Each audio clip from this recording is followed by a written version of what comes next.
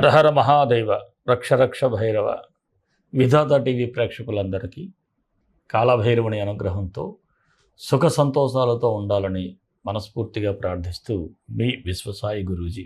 ఈరోజు ముఖ్యంగా ఒక మంచి టాపిక్ ఏమిటి? ప్రస్తుత పరిస్థితుల్లో శని భగవానుడు వక్రం అంటే వక్రస్థితి ప్రారంభమవుతుంది.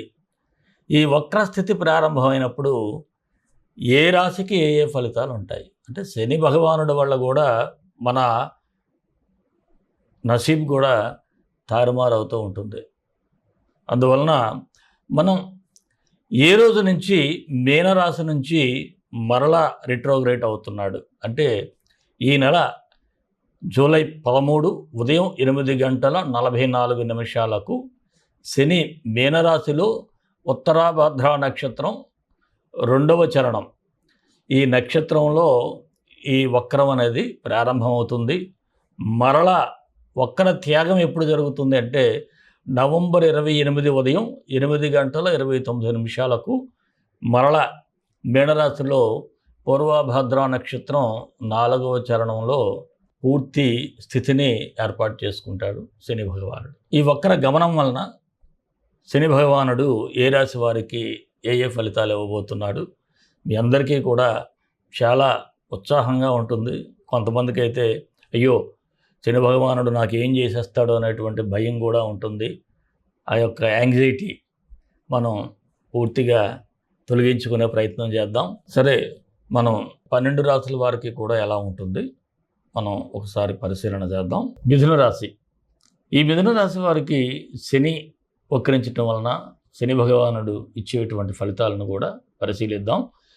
ఈ మిథున రాశి వారికి 10వ ఇంట్లో దశమంలో మీకు శని భగవానుడు సంచారం జరుగుతుంది. ఇక్కడే వక్రగతి ప్రారంభం అవుతుంది.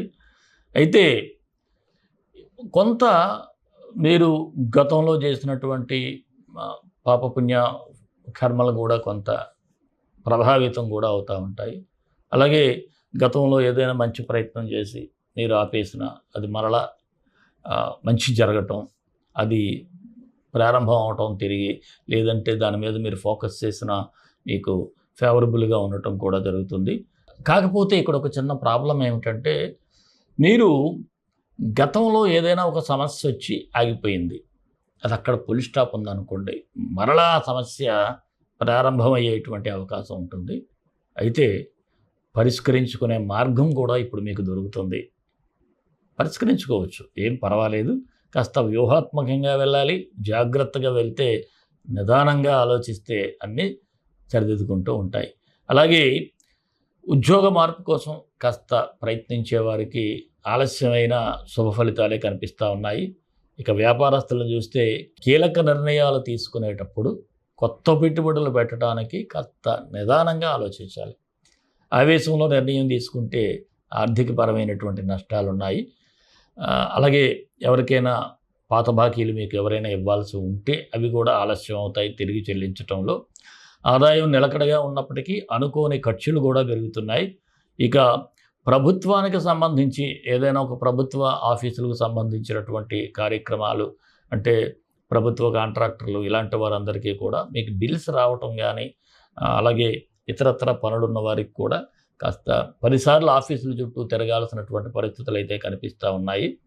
అలాగే మీ కుటుంబంలో ఎవరైతే పెద్దవారు ఉంటారో, మీ తల్లిదండ్రులు కావచ్చు, లేకపోతే తాత, నానమ్మ, అమ్మమ్మ ఇలా ఉంటారు కదా, అలాంటి వారి ఆరోగ్యం మీద కూడా శ్రద్ధ అవసరం. మరి ఇక సోదరులతో ఎలా ఉంటుందంటే స్వల్ప వివాదాలు కనిపిస్తూ ఉన్నాయి. వారు ఏదైనా మీ మీద కాస్త రేస్ అయితే తగ్గిపోండి, ఏం పర్వాలేదు. ఇక్కడ ఈరోజు మీరు తగ్గితే రేపు వారు మిమ్మల్ని అర్థం చేసుకుంటారు. అర్థం చేసుకొని మీ రిలేషన్ అనేది ముందుకు వెళ్తుంది. మీరు కూడా ఆవేశపడి ఏదైనా ఒక మాట అన్నారనుకోండి, తిరిగి మీ రిలేషన్ బ్రేక్ అయిపోతుంది. అందువలన రిలేషన్స్ మాత్రం ఇక్కడ ఆవేశపడి బ్రేక్ చేసుకోకండి. ఎందుకంటే ఇక్కడ మీ కర్మ యొక్క ఫలితాలు కూడా మీ మీద కాస్త ప్రభావం చూపుతూ ఉంటాయి.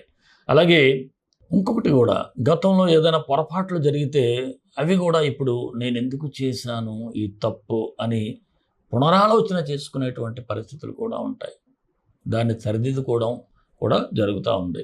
అలాగే మాట్లాడేటప్పుడు ఇందాక మీకు చెప్పాను, అన్నదమ్ములతోనే కాదు, ఎవరితో మాట్లాడినా కాస్త జాగ్రత్తగా ఉండాలి. అలాగే ఇతరుల విషయాల్లో మాత్రం జోక్యం చేసుకోవద్దు. మరి ఈ శని భగవానుడికి ఏ పరిహారం చేసుకుంటే మనకి మంచి జరుగుతుంది అంటే, నేను ముందే చెప్పాను, శని సేవను కోరుతాడు. ఏదైనా ఒక సేవ చేయండి. నోరు లేని జీవులకి, ముఖ్యంగా నాటుగోవులు, దేశవాళీ ఆవులకి దానా పెట్టడం ఇలాంటివి. లేదంటే ఇతర మన కుక్కలకు కానీ ఏదైనా మూగజీవులకు కూడా మీరు ఆహారం వేయచ్చు. అలాగే ఎవరికైనా లేనివాడికి అన్నం పెట్టండి. ఉన్నవాళ్ళకి అన్నం పెట్టడం, ఉన్నవాడికి మందు పోయించటం, లేదనుకుంటే ఇలాంటి పనులు చేసి మనల్ని ఏదో శని భగవానుడు ఉద్ధరిస్తాడు అనుకుంటే జరిగేది కాదు. మీరు లేనివారికి, అనాథలకి ఆశ్రమాల్లో కానీ అలాంటి చోట ఏదైనా మీకు అవకాశం ఉంటే భోజనం కానీ వాళ్ళకి ఏదైనా ఇవ్వటం అలాంటివి ఏదైనా చేయండి.